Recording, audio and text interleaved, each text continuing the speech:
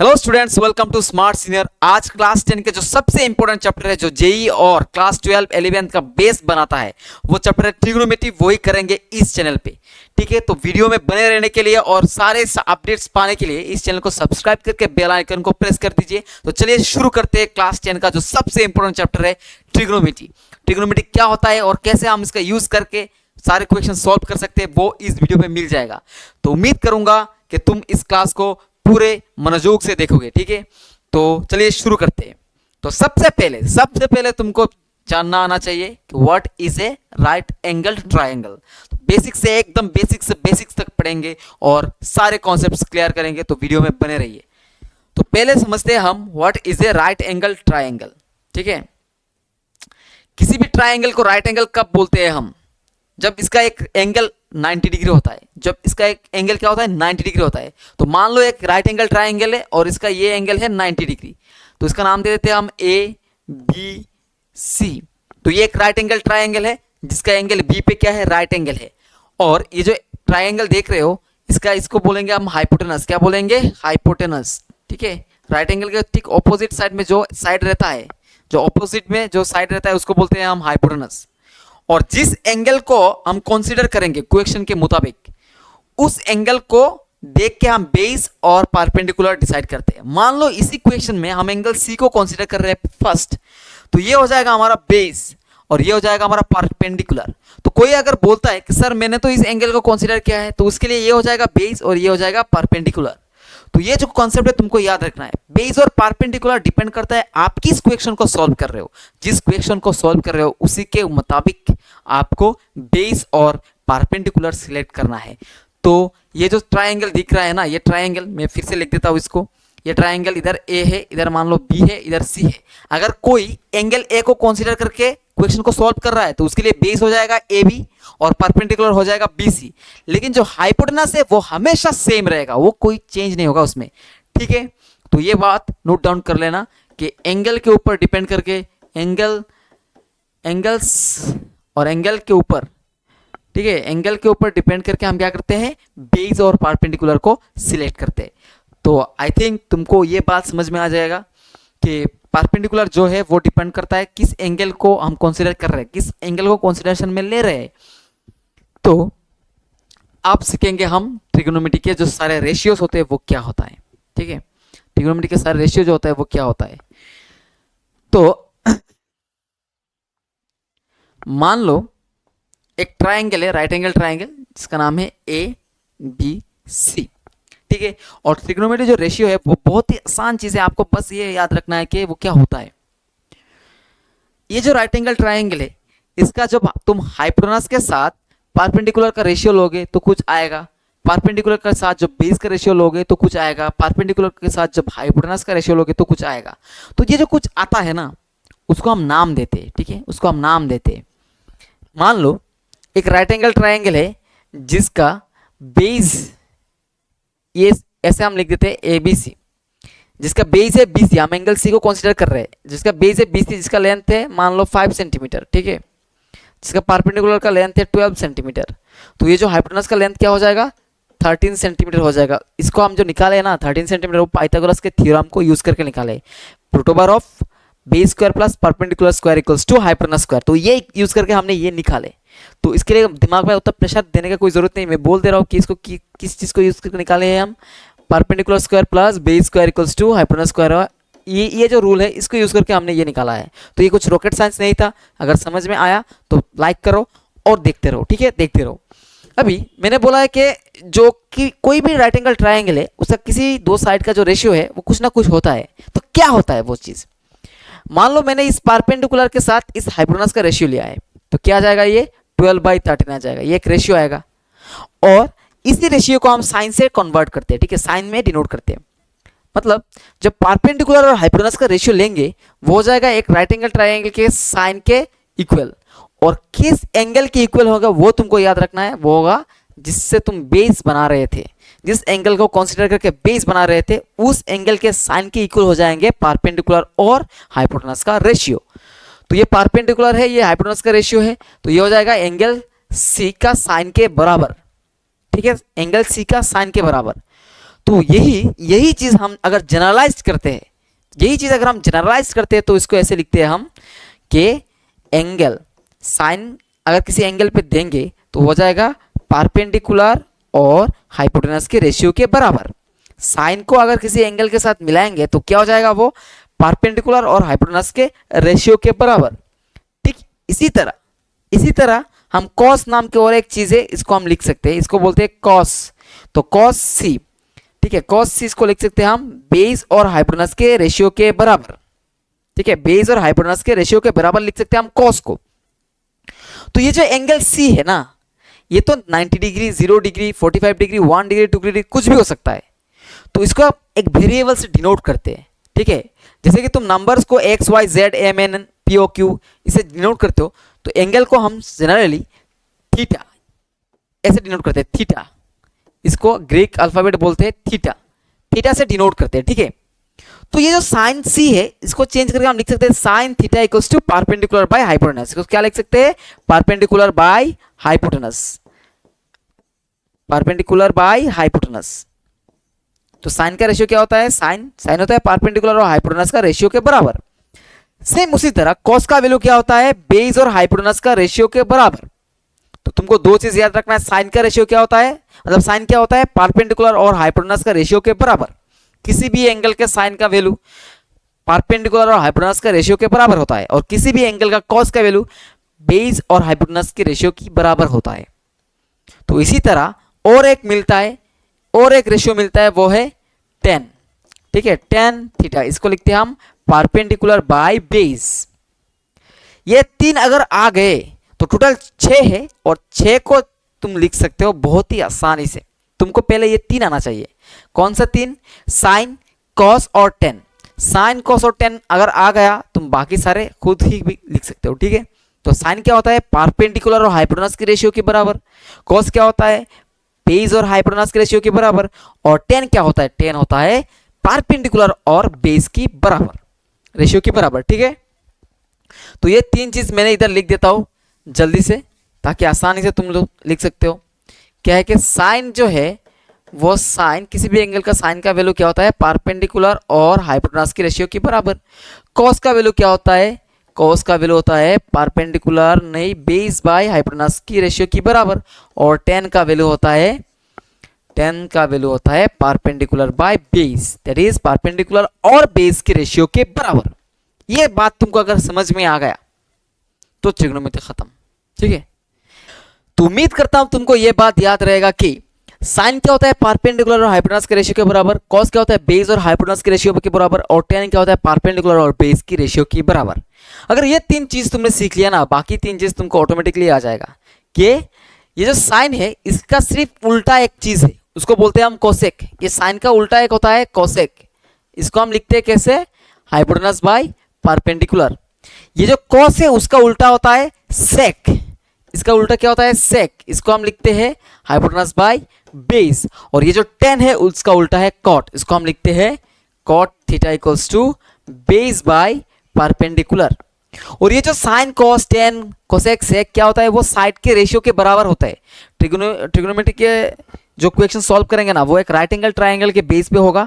और ये क्या होता है, एक राइट एंगल ट्राइंगल के बेस, परपेंडिकुलर और हाइपोटेनस के जो रेशियो के साइड के रेशियो जो होता है उनके कुछ हिसाब करके मिल जाता है। ठीक है, उनके बराबर होता है। तो ये बात तुमको याद रखना है। और ये जो साइन तुम बोल रहे हो ना, मतलब मैं जो बोल रहा हूँ ये एक्चुअली साइन का शॉर्ट फॉर्म है। ये साइन SIN का शॉर्ट फॉर्म है साइन। ठीक है, और कोसाइन का शॉर्ट फॉर्म है कॉस। ठीक है, फिर आता है टेंजेंट। टेंजेंट के शॉर्ट फॉर्म है tan। और कोसेकेंड के शॉर्ट फॉर्म है कोसेक। ठीक है, और सेकेंड के शॉर्ट फॉर्म है सेक। सेकेंड के शॉर्ट फॉर्म है सेक।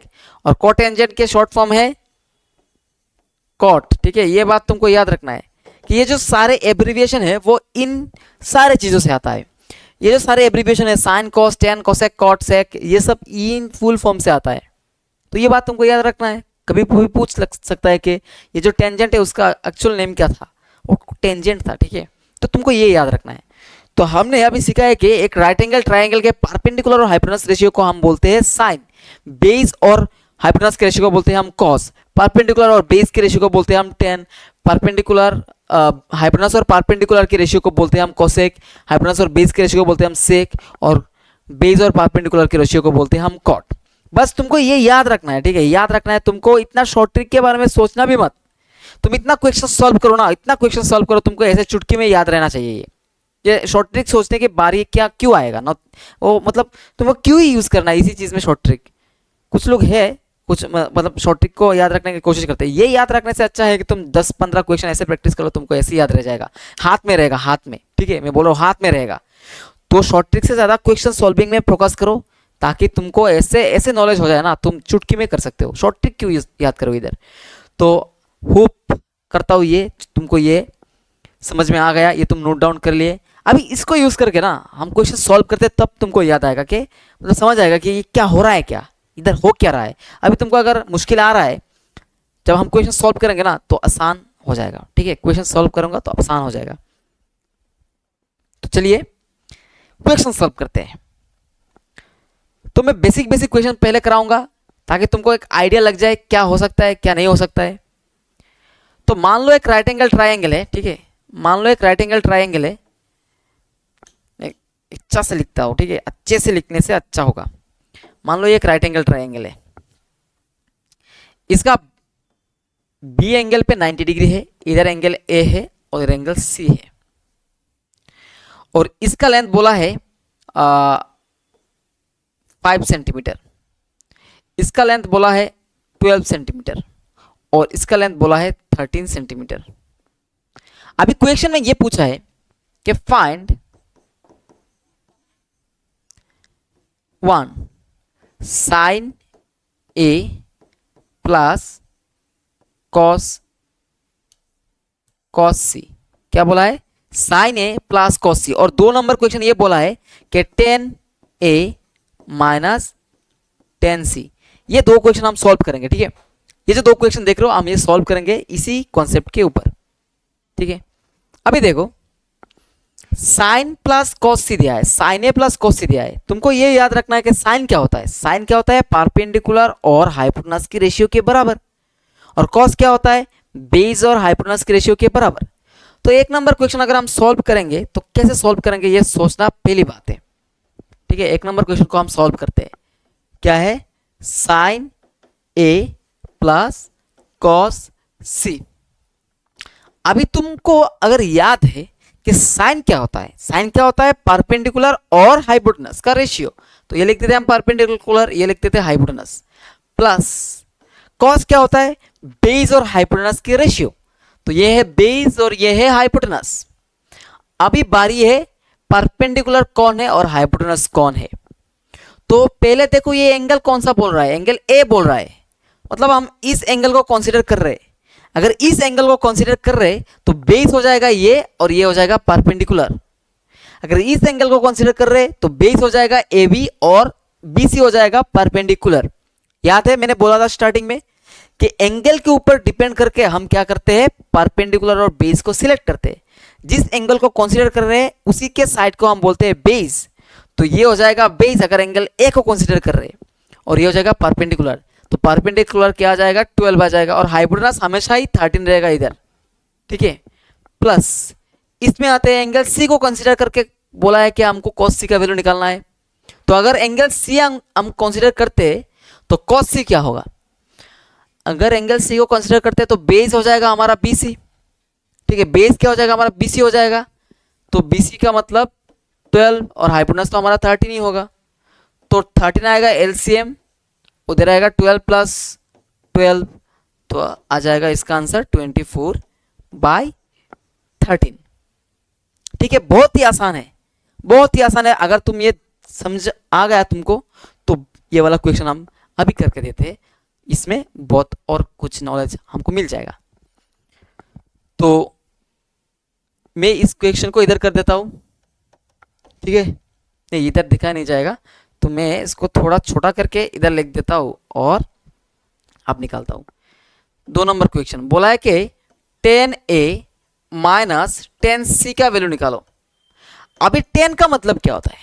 टेन का मतलब होता है परपेंडिकुलर बाय बेस, ठीक है। टेन का मतलब क्या होता है? Perpendicular by base. और टेन का मतलब क्या होता है? Perpendicular by base. अभी तुमको ये शायद दिमाग में खेल रहा होगा कि सर ये दोनों तो सेम ही है। मैंने सिर्फ यहाँ पर एब्रीविएशन लिखा है कि ये परपेंडिकुलर का और बेस का रेशियो होता है। तुमको एग्जाम में ये भी लिखना नहीं है। तुमको एग्जाम में क्या लिखना है वो बताता हूँ। तुमको एंगल ए को कंसीडर करना है। जब टेन ए का वैल्यू निकालना है तो एंगल ए अगर कंसीडर करेंगे तो ये हो जाएगा बेस, ये हो जाएगा परपेंडिकुलर। तो परपेंडिकुलर है 12 और बेस है 5। तो इसी में भी अगर हम देखेंगे तो एंगल सी को कंसीडर करेंगे, तो एंगल सी को अगर कंसीडर करेंगे तो परपेंडिकुलर हो जाएगा 5 और बेस हो जाएगा 12। तो परपेंडिकुलर हो जाएगा 5 और बेस हो जाएगा 12, ठीक है। अब इनका वैल्यू निकालना है। तो वैल्यू निकालने के लिए तुमको एलसीएम लेना पड़ेगा। ये दोनों मल्टीप्लाई करेंगे तो 60 आ जाएगा और ये दोनों मल्टीप्लाई करेंगे तो 144 हो जाएगा और इधर आ जाएगा 25, माइनस का 25। तो अगर माइनस हम करेंगे तो क्या आ जाएगा? 9 आ जाएगा और 1 1 इधर आ जाएगा 6 0, ठीक है। तो ये हो गया हमारा आंसर।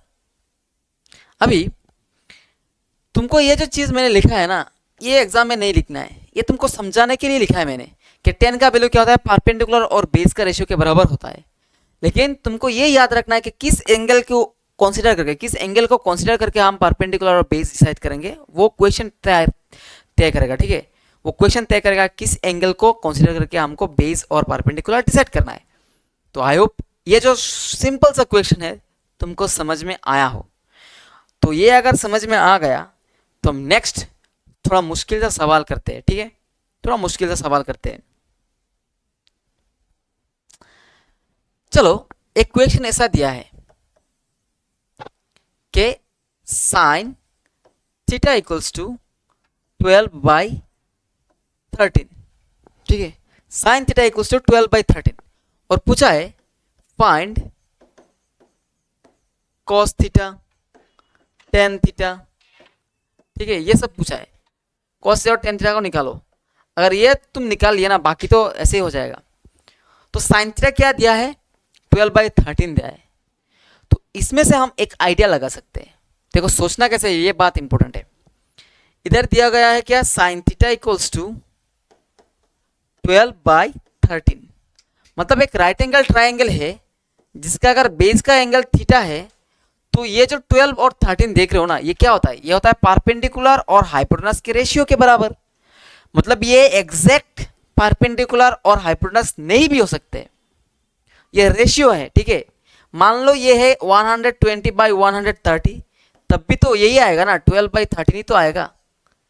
तो ये अगर रेशियो है तो हम डायरेक्ट इसको कंसीडर कर नहीं सकते कि यही परपेंडिकुलर है और यही हाइपोटेनस है।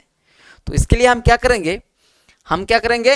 ये जो 12 है तो परपेंडिकुलर का ही है, तो हम परपेंडिकुलर को 12x या फिर 12k के माध्यम से लिख सकते हैं।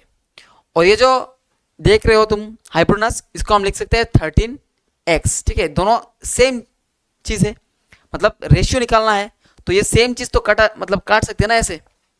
तो ये जो सेम चीज़ हमने काट दिया वो x भी हो सकता है, कुछ भी हो सकता है। तो इसीलिए हमने इसको x पकड़ लिया कि परपेंडिकुलर जो है 12x है और हाइपोटेनस जो है वो है 13x। तो ये अगर x और x कैंसिल कर दोगे तो ये आ जाएगा क्या बोलो तो 12/13। तो इसीलिए हम क्या कर रहे हैं, वो अगर एग्जैक्ट वैल्यू नहीं है तो क्या करते हैं, रेशियो को हम ऐसे x मान लेते हैं, 13x 12x से कुछ मान लेते हैं। तो इसे मान लिया। अभी हमको निकालना है cos theta. Cos theta means हमको निकालना है बेस और हाइपोटेनस के रेशियो। तो इस ट्राइंगल से हमको बेस का वैल्यू निकालना पड़ेगा, तभी हम कर सकते हैं, ठीक है।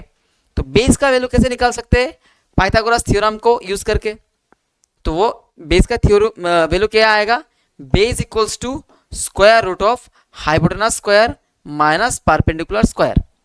तुमको ये यूज करना है, ठीक है। हमको क्या यूज करना है? Base equals to square root of hypotenuse square minus perpendicular square. तो ये क्या आ जाएगा? हाइपोटेनस का वैल्यू है 13x, तो इसका स्क्वायर आएगा और साथ में आएगा परपेंडिकुलर का स्क्वायर, मतलब 12x का स्क्वायर। तो अगर हम इसका कैलकुलेशन करेंगे, ये आ जाएगा 169x स्क्वायर और ये आ जाएगा 144x स्क्वायर। तो 169 से अगर 144 माइनस करेंगे तो आएगा 25 एक्स स्क्वायर, इसका स्क्वायर रूट करेंगे तो आ जाएगा 5x। तो हमारा जो ट्राइंगल है इसका बेस का वैल्यू अभी पता चल गया हमको क्या है 5x है। तो अब बोल रहा है कि cos थीटा का वैल्यू निकालो और tan थीटा का वैल्यू निकालो। तो हम cos थीटा का वैल्यू कैसे निकाल सकते हैं? cos थीटा क्या होता है? बेस बाय हाइपोटेनस होता है। तो बेस का वैल्यू क्या है? अभी आया है 5x, तो ये इधर आ जाएगा 5x और हाइपोटेनस का वैल्यू है 13x। तो ये x और ये x कैंसिल, तो हमारा आंसर आ जाएगा 5/13। तो इसी तरह हम tan का वैल्यू भी निकाल सकते हैं। तो tan थीटा का वैल्यू क्या आएगा? tan थीटा है परपेंडिकुलर बाय बेस। तो ये जो परपेंडिकुलर है वो तो पहले से ही पता है हमको 12x है, और बेस का वैल्यू अभी निकाला है हमने, वो क्या है 5x है। तो ये दोनों कैंसिल हो जाएगा, रहेगा 12/5। ठीक है, तो उम्मीद करता हूँ ये क्वेश्चन भी तुमको समझ में आ गया होगा। तो ये क्वेश्चन को कुछ चेंज करके भी दे सकता है। मान लो ये क्वेश्चन को तुमको ऐसे दे दिया है, ठीक है, कि if 13 sin theta equals to 12 then find this cos theta and tan theta. एक ही चीज है, ठीक है, सिर्फ इसको तुमको ऐसे फॉर्म में लेना है, ठीक है, परपेंडिकुलर और हाइपोटेनस के फॉर्म में लेना है, और बाकी कैलकुलेशन सारे के सारे सेम है। और बाकी सारे क्वेश्चन में अगर तुमको ऐसे दे दिया होता 4 cos थीटा इक्वल्स टू 3 और बोलता है कि sin थीटा का वैल्यू निकालो, तो तुमको इसको पहले cos थीटा को पहले निकालना पड़ेगा। ये आ जाएगा 3/4। मतलब बेस का वैल्यू क्या है? बेस का वैल्यू होगा 3 के बराबर कुछ, और हाइपोटेनस का वैल्यू होगा 4 के बराबर कुछ। ठीक है, ये तो रेशियो है, तो तुम एग्जैक्टली उसको नहीं ले सकते हो। तो इसके लिए तुम क्या करोगे? बेस को ले लोगे 3x और हाइपोटेनस को ले लोगे क्या 4x। ठीक है, फिर बाकी कैलकुलेशन एज इट इज है। तुमको हाइपोटेनस का वैल्यू निकालना है या फिर बेस का वैल्यू या फिर परपेंडिकुलर का वैल्यू निकालना है, वो तुम ऐसे कैलकुलेशन कर सकते हो पाइथागोरस थ्योरम को यूज करके। ठीक है, तो ये है बेसिक सा क्वेश्चंस। अभी हम और चीज सीख सकते हैं। ठीक है, तुमको और कुछ भी पूछ सकता है। मान लो ऐसे दे दिया कि एक राइट एंगल ट्राइंगल है जिसका बेस है x और हाइपोटेनस है 3x + 2, और बोला है कि साइन इधर है theta, sine theta equals to 11/13, and बोला है कि find the value of x, find the value of x। ऐसे कुछ क्वेश्चन दे दिया तुमको, find the value of x। तब तुम क्या करोगे? ठीक है, और मान लो ये दे दिया परपेंडिकुलर दे दिया x + 1, ऐसे दे दिया। आई बोल रहा है कि साइन थीटा का वैल्यू क्या है 11/13, x का वैल्यू निकालो। तो तुमको पता ये है कि किसी भी राइट एंगल ट्राइंगल में क्या होता है? परपेंडिकुलर और हाइपोटेनस का रेशियो होता है साइन के बराबर। ठीक है, साइन के बराबर। तो इसी ट्राइंगल से हम परपेंडिकुलर देख लेते हैं, तो ये वो मिल जाएगा हमको x + 1 और हाइपोटेनस है 3x + 2, और ये जो साइन थीटा का वैल्यू है वो है 11/13। तो तुम क्रॉस मल्टीप्लाई करोगे तो क्या आ जाएगा? 11 × 3x, तो ये आ जाएगा 33x प्लस 11 × 2 22, और इसको अगर ऐसे लोगे साइड चेंज करोगे तो क्या आ जाएगा 13x फिर प्लस 13। ठीक है, अभी तुम कैलकुलेशन करोगे, x का वैल्यू निकालोगे तो क्या आ जाएगा 20x इक्वल्स टू 13 - 22। तो इसका वैल्यू नेगेटिव आएगा क्योंकि मैंने क्वेश्चन कुछ भी ले लिया इसीलिए। तो इसका एग्जैक्ट वैल्यू आएगा, अच्छा वैल्यू आएगा तुम्हारा जो क्वेश्चन रहेगा एग्जाम में। तो बात ये नहीं है कि क्वेश्चन तुम ये नेगेटिव आ गया, बात ये है कि तुमको समझ में आया क्या क्या करना है। अगर ये समझ में आ गया तो बहुत बढ़िया, अगर समझ में आया तो कमेंट करके बोलो कि सर समझ में आ गया, क्या करना है, और वीडियो को देखते रहो। ठीक है, तो उम्मीद करता हूँ क्या करना है तुमको समझ में आ गया। अभी कुछ चीज़ें डिस्कस कर लेते हैं जो बेसिक सा है, और ये जानना बहुत ज़रूरी होता है क्योंकि स्टूडेंट्स बहुत बार ऐसे गलतियाँ कर लेते हैं। तो ये जानना बहुत ज़रूरी होता है कि मान लो एक राइट एंगल ट्राइंगल है, ठीक है, ये है उसका बेस, ये है उसका परपेंडिकुलर, ये है हाइपोटेनस। तो साइन का वैल्यू होता है, चलो साइन थीटा का वैल्यू क्या होगा? वो होगा परपेंडिकुलर बाय हाइपोटेनस। ठीक है, ये मान लो इधर एंगल जो है वो थीटा है। तो ये जो रेशियो देख रहे हो ना, ये कभी भी एक से ज़्यादा नहीं हो सकता है, ये कभी भी एक से ज़्यादा नहीं हो सकता है। मतलब ये जो परपेंडिकुलर है ये कभी भी हाइपोटेनस से ज़्यादा हो ही नहीं सकता। ये परपेंडिकुलर कभी भी हाइपोटेनस से ज़्यादा हो ही नहीं सकता, तो इसीलिए ये जो रेशियो है कभी भी 1 से ज़्यादा नहीं होगा, ये 1 से कम ही होगा। ठीक है, ये रेशियो क्या होगा, 1 से कम ही होगा या फिर 1 के बराबर हो सकता है, लेकिन 1 से ज़्यादा नहीं होगा, क्योंकि किसी भी राइट एंगल ट्राइंगल में परपेंडिकुलर कभी भी हाइपोटेनस से ज़्यादा हो ही नहीं सकता। तो इसी तरह अगर कॉस थीटा को देखेंगे हम, तो वो क्या होता है, बेस बाय हाइपोटेनस, तो ये भी कभी भी 1 से ज़्यादा नहीं होगा, हाईएस्ट होगा तो 1 ही होगा, मतलब परपेंडिकुलर और सॉरी बेस और हाइपोटेनस अगर बराबर हो गए तब होगा। लेकिन ये जो बेस है ये कभी भी हाइपोटेनस से ज़्यादा हो ही नहीं सकता, तो ये जो रेशियो है वो भी कभी भी 1 से ज़्यादा हो ही नहीं सकता। फिर आते हैं हम कोसेक थीटा में। कोसेक क्या होता है, हाइपोटेनस बाय परपेंडिकुलर, तो ये रेशियो ज़्यादा हो सकता है 1 से। तो अगर कोई पूछ लेता है तुमको क्वेश्चन में कि साइन थीटा का वैल्यू 4/3 है, ये सही है या फिर गलत है, तो तुम क्या बोलोगे, ये गलत है। क्यों, क्योंकि सर ये जो 4 है ये 3 से ज़्यादा है, और किसी भी राइट एंगल ट्राइंगल में परपेंडिकुलर हाइपोटेनस से ज़्यादा हो नहीं सकता, तो ये जो रेशियो है वो गलत है। ठीक है, लेकिन यही चीज़ अगर कोसेक में होता, कोसेक थीटा में अगर लिख देते हम, ठीक है, कोसेक थीटा में अगर लिख देते ऐसे कि 4/3, तो ये सही हो जाता, क्योंकि ये जो है ये बड़ा है और ये छोटा है, हाइपोटेनस बड़ा है और परपेंडिकुलर छोटा है, तो ये मान लेते हम, ये ठीक है। अभी टेन थीटा का देखते हैं। ठीक है, टेन थीटा एक अलग चीज़ है। क्यों, क्योंकि ये देखो ये परपेंडिकुलर बाय बेस है, ये परपेंडिकुलर भी बड़ा हो सकता है या फिर बेस भी बड़ा हो सकता है, इनमें से कोई भी बड़ा या फिर कोई भी छोटा हो सकता है, तो इसका जो रेशियो है 1 भी हो सकता है, 1 से कम हो सकता है। ठीक है, ये कुछ भी हो सकता है, तो कुछ भी मतलब कुछ भी नहीं, ये जो रेशियो है ये इसमें परपेंडिकुलर और बेस आता है, तो परपेंडिकुलर या बेस दोनों में से कोई एक बड़ा या फिर छोटा हो सकता है, तो इसका कुछ ऐसा फिक्स नहीं है कि छोटा ही होगा फिर बड़ा ही होगा, लेकिन इन दोनों में ये क्या है, ये फिक्स्ड है कि परपेंडिकुलर जो क्या है वो हाइपोटेनस से ज़्यादा हो ही नहीं सकता, इसीलिए साइन का वैल्यू हमेशा 1 से छोटा या फिर 1 का बराबर होता है। तो ऐसे ही ये कॉन्सेप्ट है। आई होप तुमको समझ में आया हो, अगर समझ में आया हो तो दिल से लाइक कीजिए चैनल को,